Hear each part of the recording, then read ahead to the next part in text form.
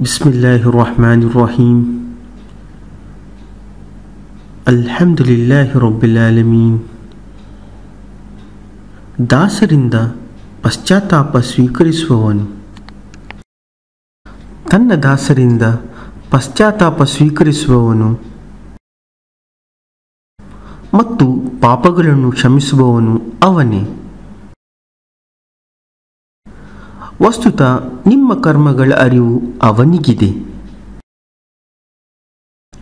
ಅವನು ಸತ್ಯವಿಶ್ವಾಸಿಗಳ ಹಾಗೂ ಸತ್ಕರ್ಮಿಗಳ ಪ್ರಾರ್ಥನೆ ಸ್ವೀಕರಿಸುತ್ತಾನೆ ಮತ್ತು ಅವರಿಗೆ ತನ್ನ ಅನುಗ್ರಹದಿಂದ ಇನ್ನಷ್ಟು ಹೆಚ್ಚು ನೀಡುತ್ತಾನೆ.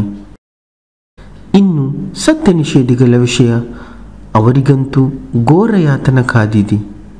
ಕುರ್ಆನ್ 42ನೇ ಅಧ್ಯಾಯ 25ರಿಂದ 26 ವರೆಗಿನ ಸೂಕ್ತ. ಜಜಾಕಲ್ಲಾಹು ಖೈರ್.